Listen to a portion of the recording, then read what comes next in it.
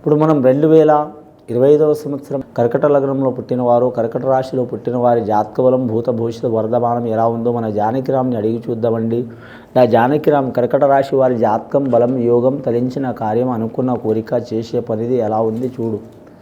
చదువు, విద్య, ఉద్యోగం, వ్యాపారం, మనుషుల మాట, సంతాన బలంది, సంసార బలంది, కళ్యాణ బలంది, కుటుంబ బలంది, రాజయోగంది, బంటు యోగంది, మంత్రి యోగంది, అలాగే కళారంగంది, అలాగే క్రీడారంగంది, అలాగే బిజినెస్ పరంగా, వ్యాపార పరంగా, ఉద్యోగ పరంగా, నమ్మిన పని ఎలా ఉంటుంది, చేసే పనులు ఎలా ఉంటుంది చూడు జానకిరామ్.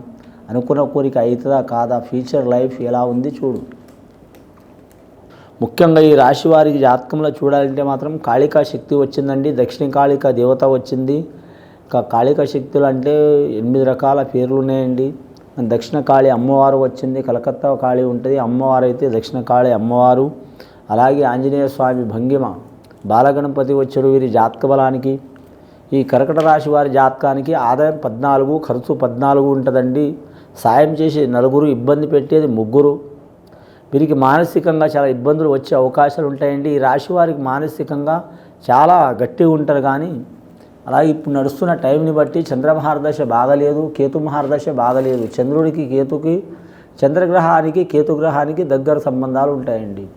చంద్రగ్రహం, కేతుగ్రహం బాగాలేదు కాబట్టి ఆలోచన శక్తి మందగిస్తుంది, మనశ్శాంతి ఉండదు, ప్రతి చిన్న విషయానికి టెన్షన్ పడే అవకాశం ఉంటుంది. వీటిలో మిక్కిలి మాత్రం ఖచ్చితంగా వస్త్రదానం, అన్నదానం చేయటం మంచిది. అలాగే తెల్లని కామధేవుని పూజించడం మంచిదండి. అంటే తెల్లని ఆవుని పూజించడం మంచిది. దానం ఇచ్చిన కూడా చాలా వరకు మంచిది. అలాగే ఈ రాశివారి జాతకంలో చూడాలంటే మాత్రం లక్కీ నెంబర్ 2 వస్తుందండి. సోమవారం అనుకూలం ఉంటుంది. పౌర్ణమి తిథులు మంచిది. అంటే పౌర్ణమికి సంబంధించిన తిథులు మంచివి. అమావాస్యకు తిథులు సంబంధించిన తిథులు ఇబ్బందులు పెట్టే అవకాశం ఉంటుంది. విఘ్నేశ్వరుని బొమ్మ చేపించి ఆ స్వామివారిది ఇంటి ముందర ప్రతిష్టాపన చేయటం మంచిది. ఎలాంటి వాస్తు దోషం ఉన్నా తొలగిపోయే అవకాశాలు ఉంటాయి. నరఘోష అధికంగా ఉంటుంది కాబట్టి వీరు నరులతో ఎంత జాగ్రత్త ఉంటే అంత మంచిది. అని గొడవ పడితే ఇబ్బందులు వస్తాయి, గొడవ పడకపోయినా ఇబ్బందులు వస్తాయి. కాబట్టి ఆచితూచి ఉండాలి. ఈ జాతక బలానికి ఇది తొందరగా హర్ట్ అయ్యే అవకాశం కూడా ఉంటుందండి. ఇది తొందరగా నమ్మే అవకాశం కూడా ఉంటుంది.